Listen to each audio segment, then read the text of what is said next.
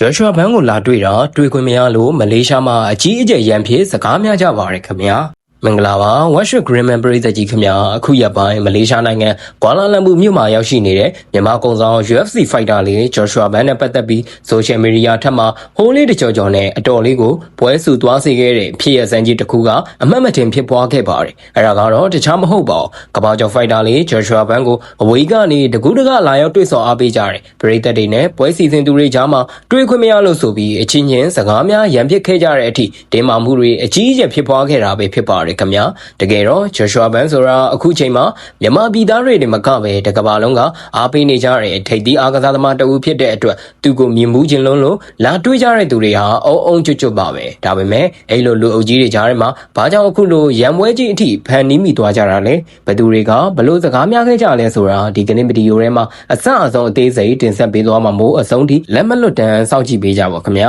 လက်ရှိမလေးရှားမှာကျင်းပပြုလုပ်ခဲ့တဲ့ပြည်သက်တွေ့ဆုံပွဲနဲ့အခမ်းအနားကြီးကိုကမ္ဘာအဆင့်အားကစားသမား Joshua ဘန်းလာရောက်မယ်ဆိုတဲ့သတင်းကြောင့်မလေးရှားရောက်မြန်မာပြည်သူပြည်သားအလုပ်သမားတွေပြည်သက်တွေဟာနေရက်တွေအကြာကြီးကြိုတင်အားခဲ့ပြီးစောင့်ဆိုင်နေခဲ့ကြတာပါအားလုံးသိကြတဲ့အတိုင်း Joshua ဘန်းဟာ UFC စင်မြင့်ထက်မှာနိုင်ပွဲတွေဇက်တိုက်ယူနေတဲ့ကျွန်တော်တို့ရဲ့တိုင်းသားသွေးချင်းသူရဲကောင်းလေးမဟုတ်ဘူးလားခင်ဗျ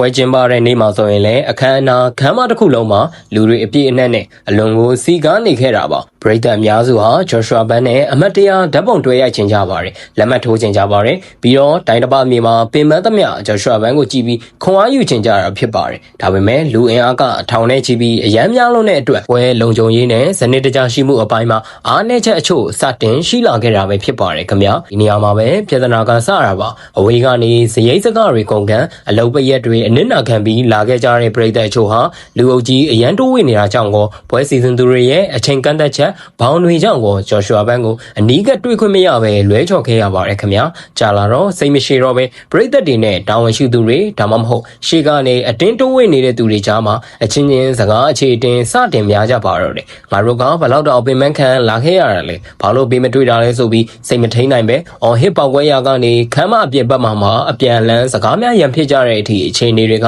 တင်းမာဆိုးရွားခဲ့တာပဲဖြစ်ပါတယ်မြင်ရတဲ့မြင်ကွင်းတွေအရဆိုရင်တယောက်နဲ့တယောက်လက်ညှိုးငုံငေါထိုးပြီးအော်ဟစ်နေကြတာတွေဂျားတွေကနေဝိုင်းဝန်းဖြည့်ပေးနေကြတာတွေနဲ့တကယ်ကိုပွဲစုသွားခဲ့တာပါကိုချစ်တဲ့အားကစားသမားကိုတွေးကျင်စောနဲ့စိတ်လိုက်မှန်ပါဖြစ်သွားကြတဲ့ဒီအပြုမှုတွေဟာအခမ်းအနားရဲ့လှပတဲ့မြင်ကွင်းကိုတော့အနှဲငယ်အယောင်ဆိုးသွားစေခဲ့ပါတယ်ခင်ဗျာကဲဒီဖြစ်ရပေါ်မှာ Worship Greenman Channel အနေနဲ့သုံးသပ်ရမယ်ဆိုရင်တော့နှစ်ဦးနှစ်ဖက်လုံးမှာနားလည်ပေးလို့ရတဲ့အချက်တွေရှိတယ်လို့စင်ကြင်ရမယ့်အချက်တွေလည်းရှိနေပါတယ်ပရိသတ်တွေဘက်ကကြည့်မယ်ဆိုရင်လည်းတိုင်းတစ်ပါးမှာအလုတ်ကျန်းတွေလုံရင်ရုံးကန်နေရတဲ့အထက်ကမှမိမိတို့အရန်လေးစားရတဲ့မြန်မာကုံဆောင် Fighter လေးကိုမြင်ချင်းလုံးလို့လာခဲ့ကြတာမို့မတွေ့ရတဲ့အခါခန်းစားချက်ပြင်းထန်ပြီးပောက်ကွဲသွားကြတာကိုစာနာလို့ရပါတယ်ဒါပေမဲ့တစ်ဖက်မှာလည်း Joshua ဘန်းဆိုတာ UFC နဲ့တရားဝင်စာချုပ်ချုပ်ဆိုထားရတဲ့အားကစားသမားဖြစ်ပြီးသူ့ရဲ့လုံခြုံရေးအချိန်စရာတွေကအစအလွန်တိကျလွန်လာပါတယ်ပွဲစီစဉ်သူတွေအနေနဲ့လည်းလူအုပ်ကြီးကိုမထိန်နိုင်ပဲမတော်တဆထိခိုက်ဒဏ်ရာရတာမျိုးဖြစ်မှာဆိုလို့စနစ်တကျတန်တက်ရတာဖြစ်နိုင်ပါတယ်ခင်ဗျာဒါကြောင့်